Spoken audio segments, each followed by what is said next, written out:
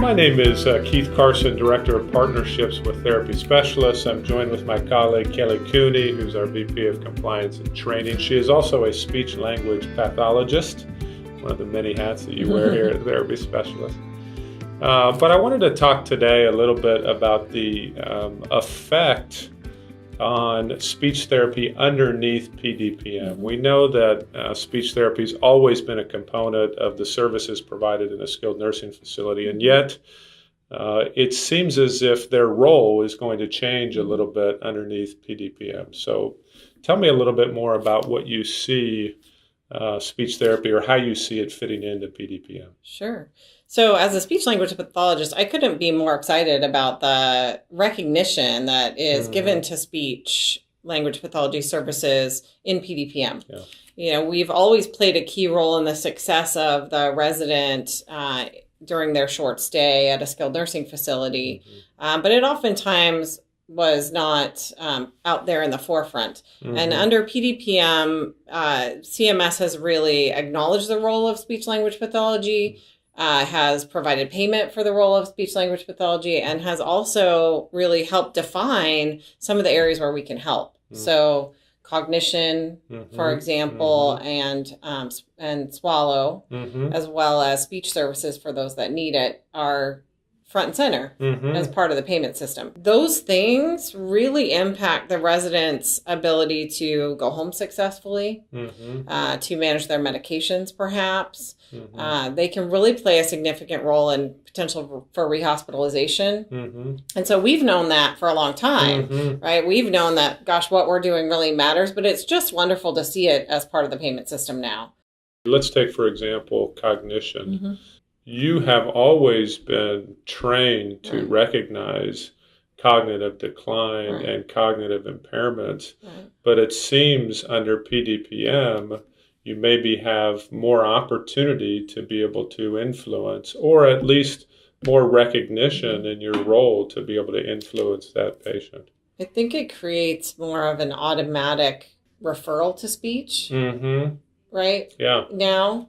Whereas before, someone might have thought, well, you know, Keith is a little confused, but he's doing okay. Yeah. And then a week in, you know, everybody's kind of noticing that, wow, Keith is a little more than we thought confused. And gosh, he's having a little hard time participating with PT and OT because he's not understanding the directions. And boy, he's a safety risk because he's now, you know, trying to get up and walk when he needs assistance, those types of things. It creates that pathway for speech to be informed sooner about that patient. And once again, just awareness from the whole interdisciplinary team that may or may not have been there in the past. Yeah. So the speech therapist was aware of their ability to be able to affect those conditions or issues with the patient. But now the whole interdisciplinary team, including those, for example, the MDS coordinator and such, that are going to be now recognizing that, hey, we need to get speech involved underneath this new system. Exactly. When we're looking at admissions, for example, the fact that there are some defined roles for speech, even lets the admissions coordinator know, like, if I see these things, there's a speech bucket happening, I better, you know, take a look and see if the speech pathologist has been informed. So it really gives the whole team more information.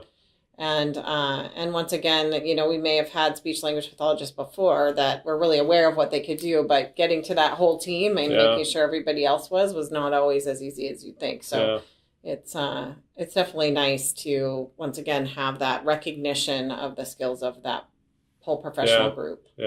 Currently, the MDS is the tool that's filled out by the facility to kind of say to Medicare, you know, this is how much care this person needs. And usually the social worker fills out the section. Sometimes it's an MDS nurse, but a lot of times it's social worker fills out the section that has to do with cognition.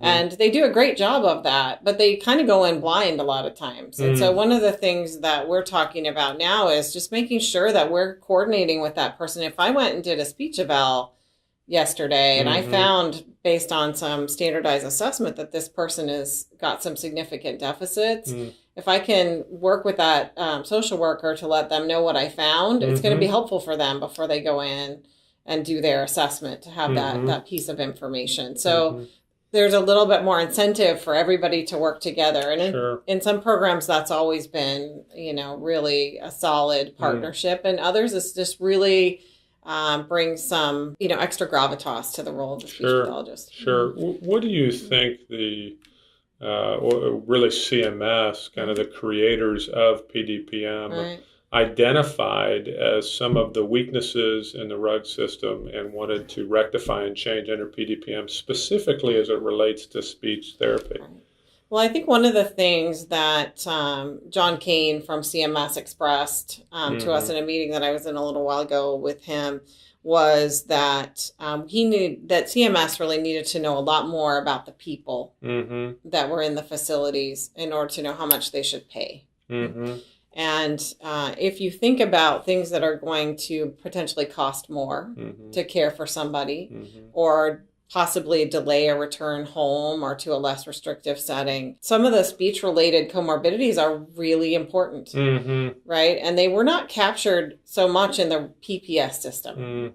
And so the opportunity to have the whole team look at something like diet texture, right? If I'm a patient that lives in an assisted living center that doesn't necessarily provide altered diet texture, I come to a skilled nursing facility for a short stay.